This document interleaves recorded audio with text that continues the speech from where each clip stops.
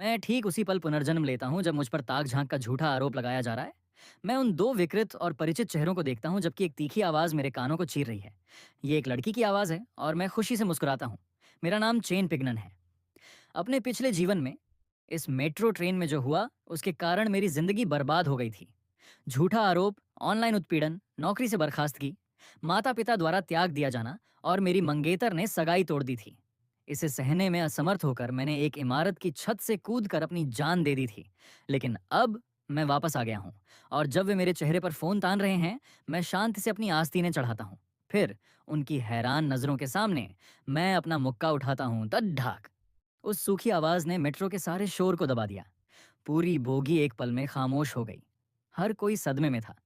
Suzanne, जिसका हाथ अपने सूजते गाल पर था और आंखें फटी हुई थीं, प्रतिक्रिया देने में कुछ सेकंड लगे और फिर उसने एक जोरदार चीख मारी, जैसे किसी सुअर को काटा जा रहा हो। तुम्हारी हिम्मत कैसे हुई मुझे मारने की? ओ नीच आदमी, तुम्हारी हाथ उठाने की हिम्मत कैसे हुई? वह एक चंडी की तरह मुझ पर झपटी। मैंने उसे चकमा देने के लिए एक कदम बगल में बढ़ाया और अपना पैर सीधे ये लिन के घुटने के पीछे दे मारा, जिसने फोन पकड़ा हुआ था। ये लिन चिल्लाते हुए गिर पड़ी। मैं सुजैन की कलाई पकड़ने के लिए मुड़ा, जो फिर से मुझे मारने की कोशिश कर रही थी, और मैंने उसे एक उल्टा तमाचा जड़ दिया। जोर इतना था कि वह अपनी जगह पर घूम गई और खून से लथपथ होंठों के साथ ये लीन के बगल में जमीन पर गिर पड़ी। पूरी बोगी में हक्का बक्का रह जाने वाली आहें सुनाई दी। मैंने अपनी जैकेट का कॉलर ठीक करने के लिए समय लिया, जो मुड़ गया था। अपने पिछले जीवन में मैं अपना बचाव नहीं कर पाया था। इस जीवन में मैं उनसे केवल वही भाषा बोलूंगा जिसे वे समझते हैं। और तुम एक महिला को कैसे मार सकते हो? एक युवक खुद को रक्षक दिखाने के लिए बीच में कूद पड़ा। उन्होंने मुझ पर झूठा आरोप लगाया। क्या तुमने वह नहीं देखा? मैंने उन्हें आरोप लगाते नहीं देखा, लेकिन मैंने तुम्हें लोगों को मारते हुए देखा है। उसके जवाब ने मुझे हंसा दिया। तो जो तुमने नहीं देखा वह कभी हुआ ही नहीं, बस यही बात है। वह युवक शर्मिंदगी से लाल चेहरा लिए अवाक रह गया। जो भी हो, आप एक महिला को नहीं मारते, बस। अगर तुम्हारी कोई गलती नहीं थी तो उन पर हमला क्यों किया? उसी समय मेट्रो सुरक्षा की वर्दी में एक आदमी रास्ता बनाते हुए आया, जिसने उन दो महिलाओं को जमीन पर देखकर सुजैन को उठाने के लिए जल्दबाजी की और बहुत चिंतित दिखा। मिस, क्या आप ठीक हैं? जॉलीजुन, मैंने उसे अपने पिछले जीवन से पहचान लिया। ये वही चापलूस है जिसने मेरा फोन छीन लिया था। उसने यह भी कसम खाई थी कि सीसीटीवी कैमरे खराब थे, जिससे मुझे अपनी बेगुनाही साबित करने से हमेशा के लिए रोक दिया गया। अपने रक्षक को देखकर सुजैन आदेश पर आंसू बहाने लगी। ऑफिसर, ये वही है।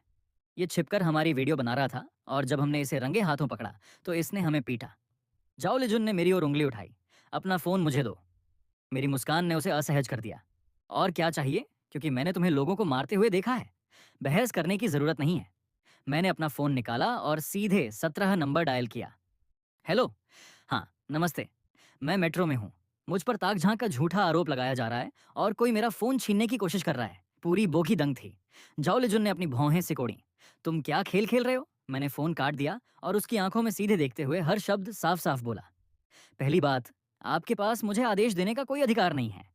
दूसरी बात, मुझे कैमरों के खराब होने वाली बकवास मत सुनाना। इस ट्रेन में एक से ज्यादा कैमरे हैं और यहाँ सिर्फ एक व्यक्ति नहीं है जो अपने फोन से रिकॉर्डिंग कर रहा है। मेरी नज़र भीड़ पर घूमी और एक कोने में मैंने एक टोपी पहने युवक को देखा, जो चुपके से अपना फोन नीचे कर रहा था। मेरी नज़र उस पर एक सेकंड के लिए ठहरी। मेरे पिछले जीवन में उसकी वीडियो ने ही मेरी मौत के बाद मेरी बेगुनाही साबित की थी।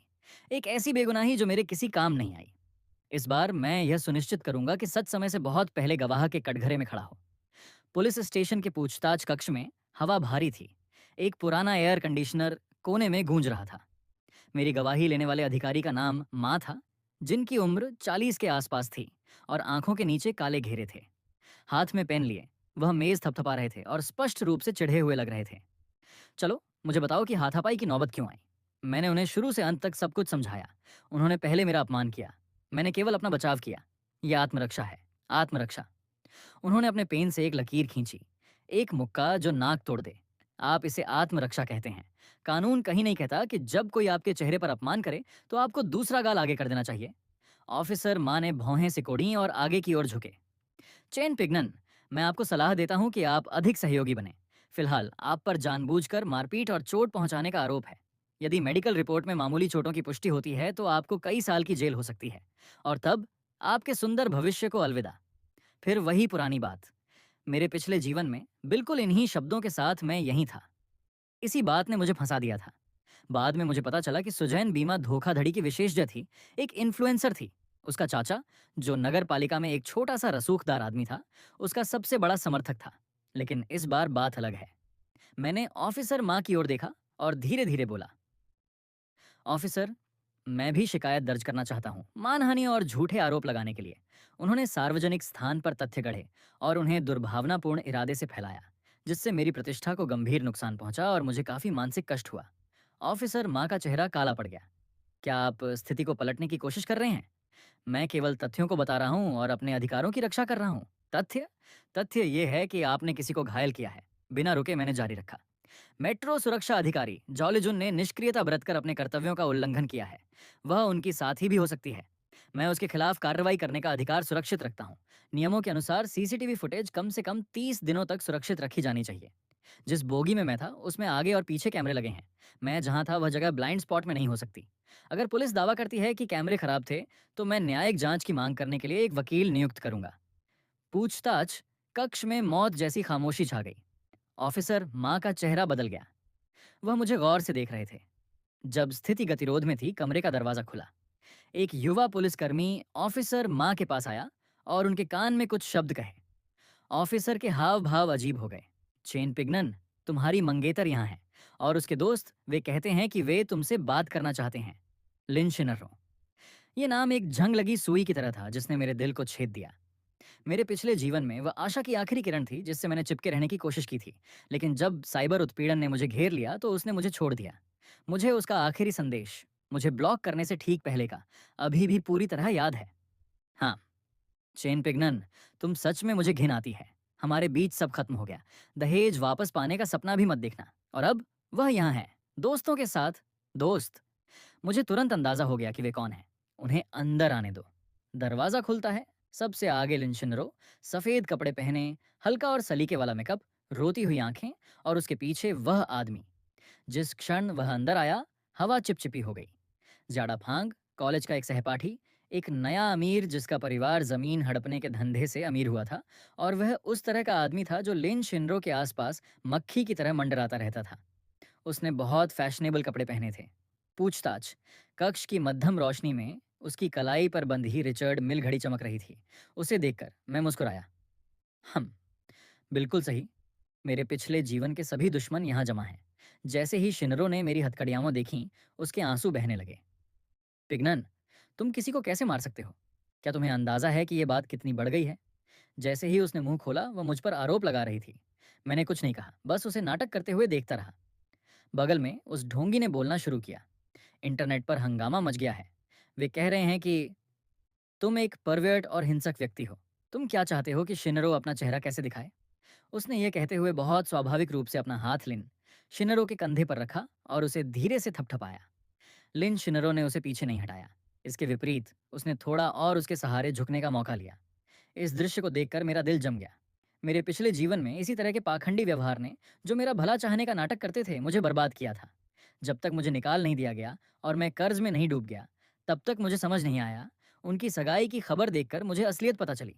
दरअसल असली जोड़ा तो वही थे, और मैं बस एक मूर्ख। मैंने शांत आवाज में पूछा, क्या यह बहुत बढ़ गया है? बहुत बढ़ गया? ये तो कम है। ज्यादा फांग ने केले के ब्रांड का नवीनतम स्मार्टफोन निकाला और उसे मेरी नाक के नीचे सटा दिया। ट्रेंड्स देखो, यह वायरल हो गया है। अब तुम एक सेलिब्रिटी हो। स्क्रीन पर मेरी हाई डेफिनेशन फोटो थी। बगल की दो लड़कियों के चेहरे धुंधले कर दिए गए थे। कमेंट सेक्शन भरा पड़ा था। सबसे ऊपर मेरे पहचान पत्र की तस्वीर थी, मेरा पता और मेरी कंपनी की जानकारी। नीचे ये मेरे लिए गालियों की बाट थी। शिन्नरों का शरीर कांप रहा था। जाओ, उनसे माफी मांगो और तुरंत उन्हें मुआवजा दो।